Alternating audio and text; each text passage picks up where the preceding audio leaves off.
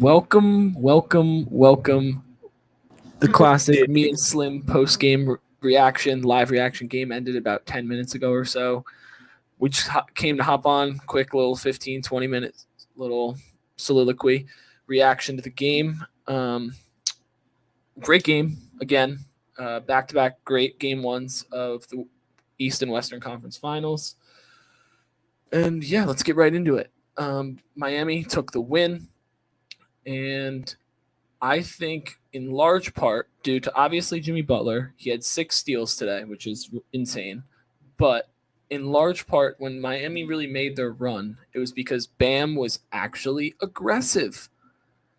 In the third quarter, he was aggressive. He was hunting his shot. He was using his body like an actual center in the NBA should. And that's what we've all been saying from Bam. We just wanted him to be aggressive and he'll be really, really good. That's where I think caused the Celtics some issues because they didn't really expect that to happen. But also, I think I've said on this show for a long time that the Celtics live and die by the three. And both game 100%. both game ones versus Philly and versus the Heat, they shot less than their normal amount of threes. They shot 28 tonight, which is not enough for the Celtics. And I think they're a great 3-point shooting team, but they have to shoot them to make them. And I think if you're trying to drive on Miami, they have a lot of switchable defenders that makes it really, really tough. And I think if you're going to win, you got to be able to shoot those threes. I don't think Tatum shot a lot. I'll pull up the box score. It should be on screen already. He had 30. No, I know he had 30, but I know I'm saying just 3-point field goals, like Yeah, attempted. yeah. I think he only had 1 or 2.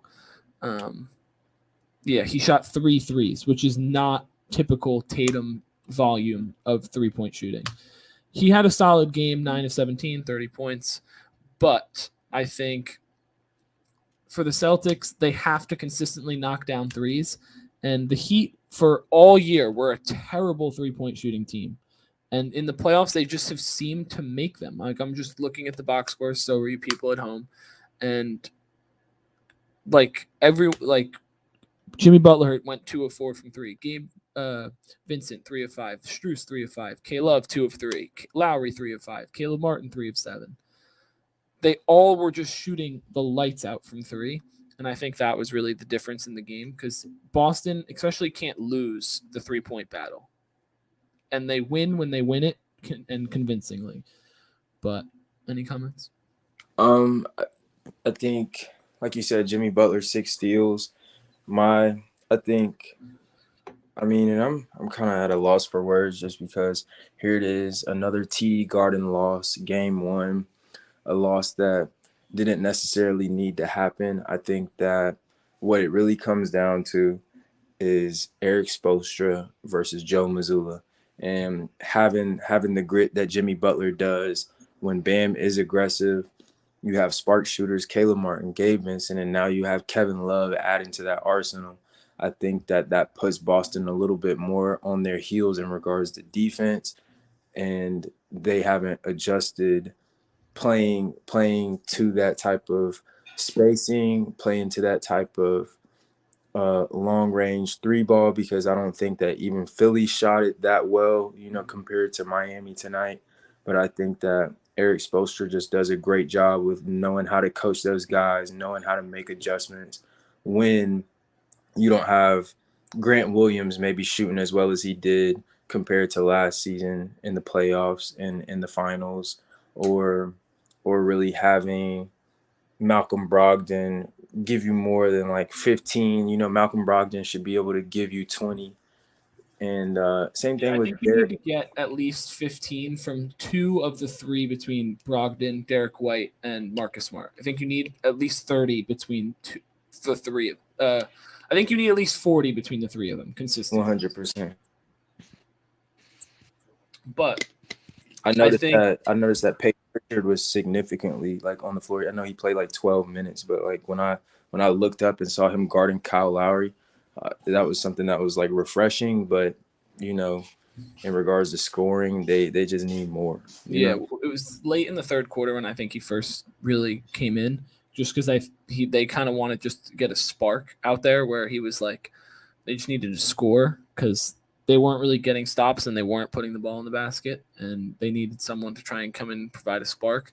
But it just kind of ended up being worse for the Celtics because they were just running a pick and roll action and getting the switch onto Jimmy Butler or stuff like that. So I was like not very pleased with that decision. I think in spurts he can be good as long as he's playing with the right lineup, but I don't know if he's the guy when a team's hot and making a run, you throw him in. I feel like that's a guy you put in when starting to cool off, you're down 15, 20. Yeah. You need some spark scoring kind of thing, but that's just me.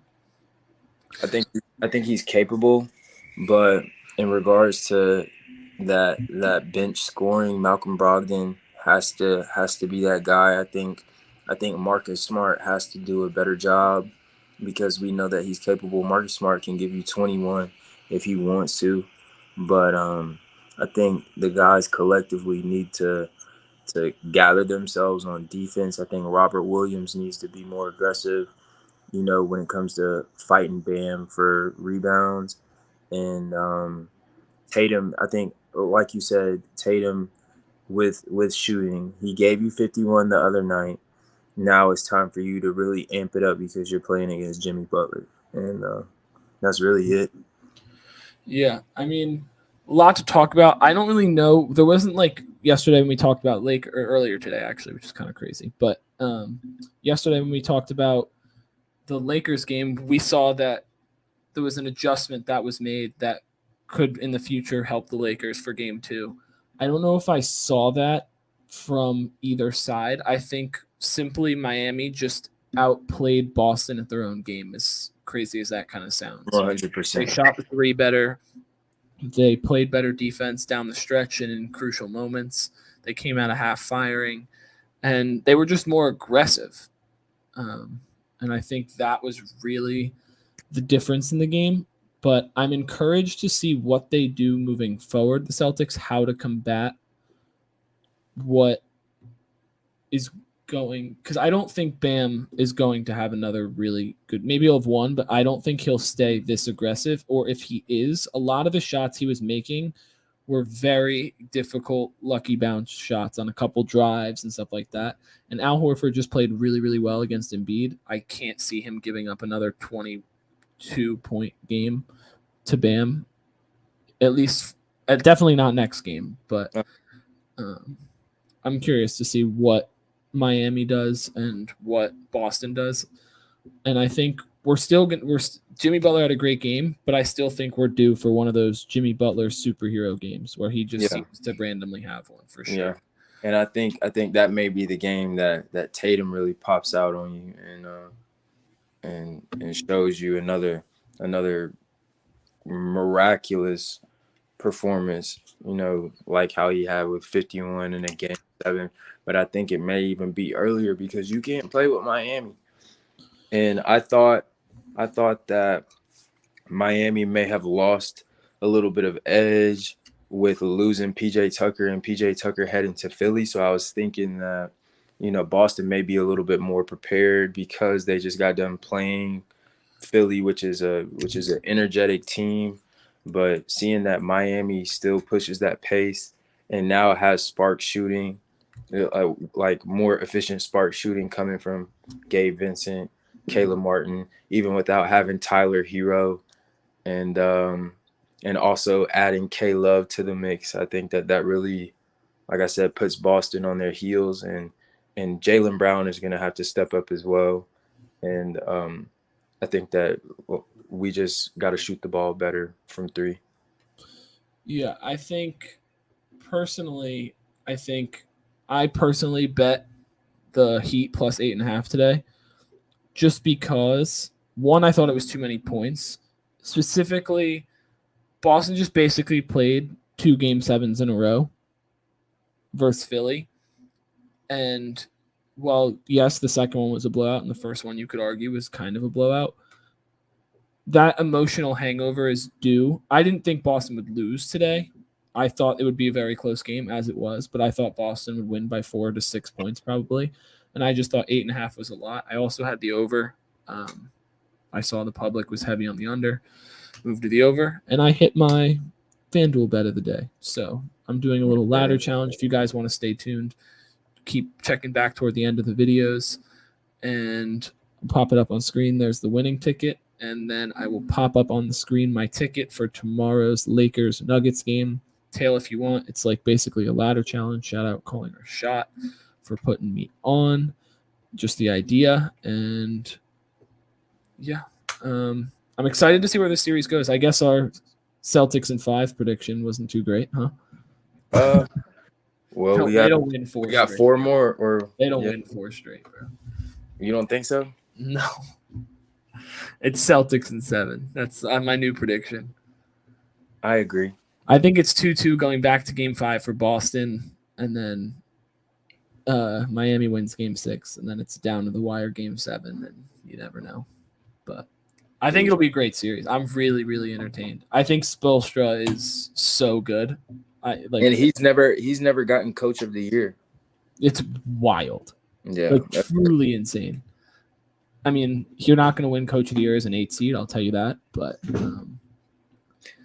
he's done a hell of a job, and I can't really argue with. Like, he's just so, I don't know. I wish we had Spoelstra in Cleveland. But people saying that, like, there's not that much of a coaching edge in this series is wild to me. I saw a couple people on, like, Twitter or stuff like that, and, like, Boston fans that are like, dude, it's not that big of a coaching edge. I'm like, Spo has a coaching edge over 95% of this league. And if not, it's even with, like, Pop and Ty Lue. Actually, I still put him ahead of Ty Lue. Yeah. I don't think there's anyone else. I think it's him and Pop at the top. That's it. And then I was gonna say we didn't get the opportunity to talk a little bit about the Spurs winning number 1 in the draft lottery yesterday. True. Yeah, Spurs won the draft lottery. I think I wish he went to the Hornets. That's where I was hoping he went. Him and LaMelo would be sick. Ooh, I thought about it too, bro. I thought that would be sick, but I don't know. I'm curious to see what they do, because if you think about it, obviously they wouldn't have had the odds for the number 1 pick if they still had DeJounte Murray, but having DeJounte Murray, Victor Wembanyama, and all those and a lot of picks in the future, I think you could build something. I think they got to make a trade for another young piece, kind of like we were saying with the Nets the other day. Yeah. But I think they got a squad. I think that with a new big, I think that's going to spread out their offense a little bit more than ever before. I trust Devin Vassell, local cat. Shout out to the North, But I haven't seen too much of Keldon Johnson's game or Trey Jones, but I figure that when you have such a caliber player like Wemby, that it's just gonna make your offense better, especially with Pop coaching, So I think that'll spread out the floor a little bit.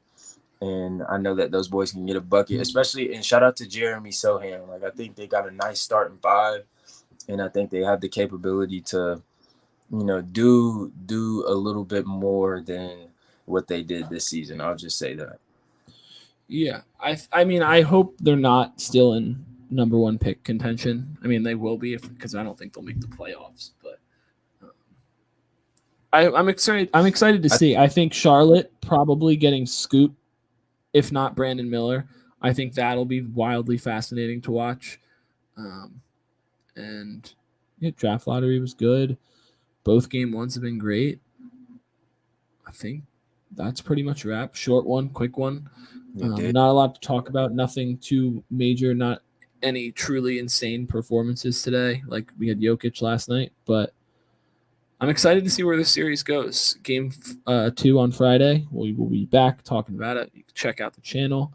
And if you guys want more bets, let me know. I'm pumping one out. I'll throw the ticket up for tomorrow on screen again. I'll read it out. It's LeBron over 6.5 rebounds, AD 20 plus, LeBron 20 plus both points, and AD 10 plus rebounds. I'm throwing 75 on it to win 96. It might drop. It might go up in odds. I don't know. Call me a casual if you want, but you need.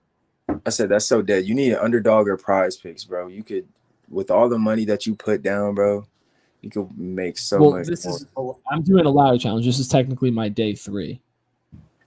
But I technically won $100 today, but I'm taking 25, keeping it, and then I'm just gonna roll it over. So like if I win this, I'll bet 125 on whatever. But This cat.